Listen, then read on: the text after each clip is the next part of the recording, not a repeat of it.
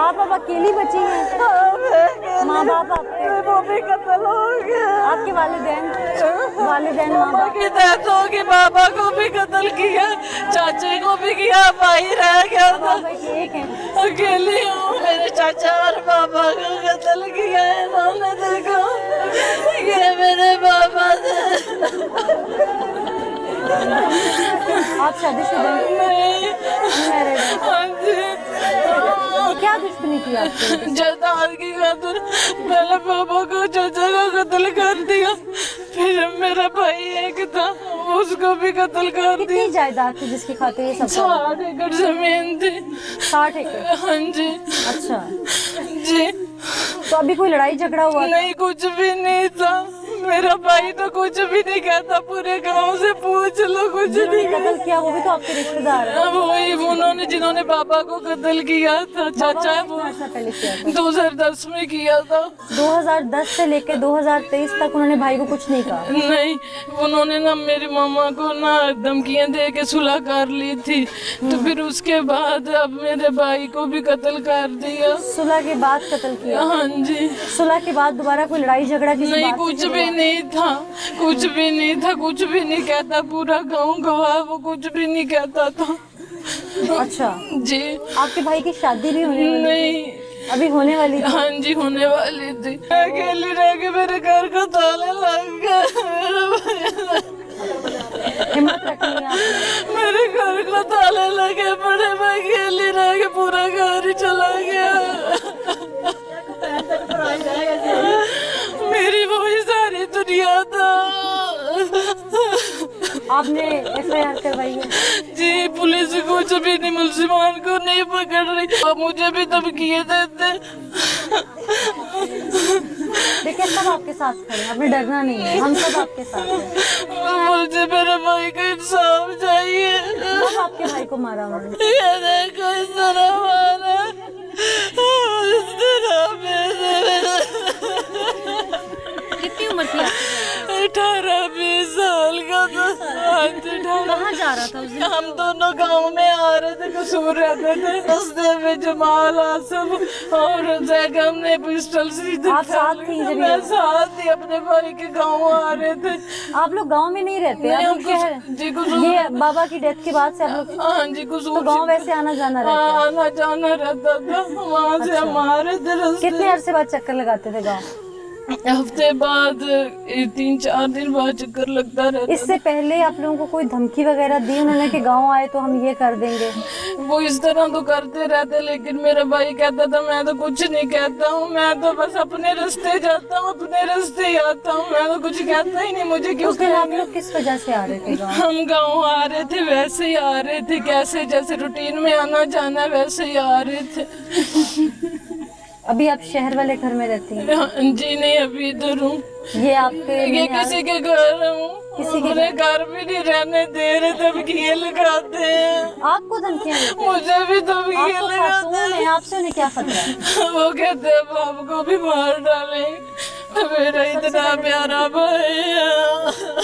जो दुनिया से चला गया हम वो वापस ला के नहीं देख सकते आपको। मुझे उसका इंसाफ तो दिलवा तो आपने हिम्मत पकड़नी है, उसके इंसाफ की जंग लड़नी है ना। आप खुद हिम्मत हार जाएंगी तो कैसे लड़ेंगी? ठीक है, देखो इंसाफ चाहिए ना, जी, इंसाफ चाहिए। तो बस आपने हिम्मत रखनी है। ठीक ठीक है, आपने हिम्मत रखनी है, आपने डरना नहीं है, साबित कदम रहना है। जिंदगी और मौत का फैसला अल्लाह की जात में प्लीज, करना है। मुझे इंसाफ चाहिए, मुझे कुछ नहीं चाहिए, हम दुआ गो हैं, हम दुआ गो हैं। मुझे बस इंसाफ चाहिए भाई का। हम आपके साथ हैं, हम सब आपके साथ हैं। मैं यहाँ पर सिर्फ एक ही बात कहूँगी कि IG साहब आप कहाँ हैं? DPO कसूर आप कहाँ हैं?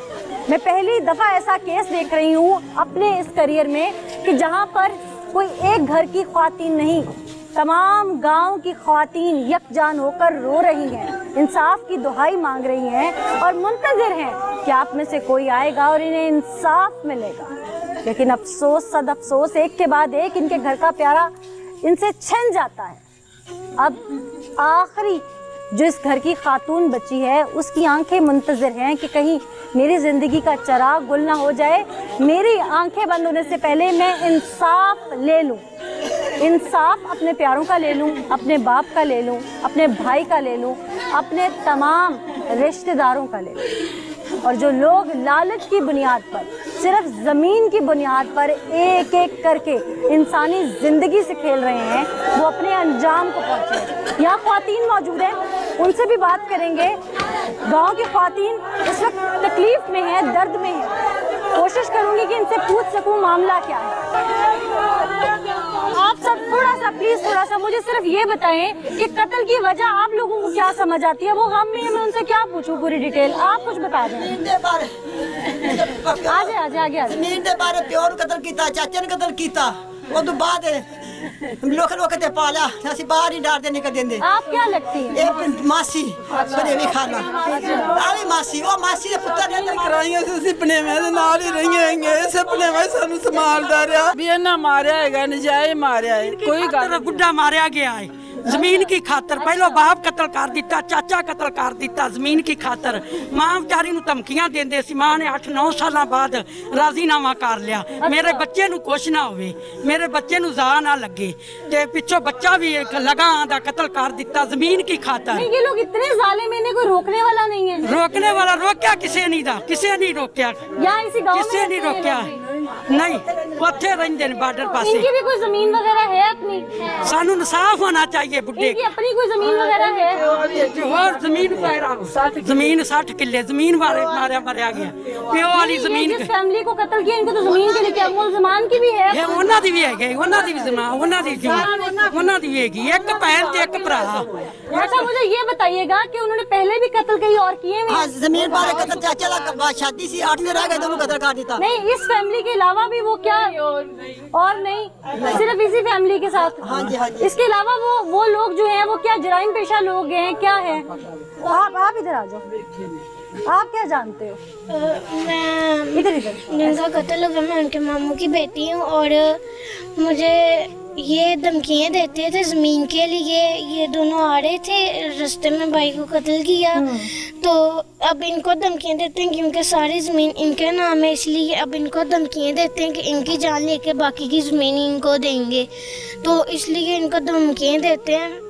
और कोई इंसाफ नहीं करता। SHO वो इंसानों को पकड़ के फिर छोड़ देता और वो शरेआम फिर रहे हैं और आपने दुआ भी करनी है और IG साहब सुन रहे हैं आपको, आप क्या फील करोगे? और प्लीज़ हमें इंसाफ चाहिए, हमें इंसाफ नहीं देते, इंसान पकड़ के भी छोड़ देते, हमें बस इंसाफ दे दें भाई का। मेरा ख्याल है कि ये काफ़ी है पुलिस डिपार्टमेंट के लिए कि एक मासूम इंसाफ की मुंतज़िर। IG पंजाब साहब, मैंने किसी भी मर्डर केस में ख्वातीन का इतना लश्कर नहीं देखा कि वो बैन करे।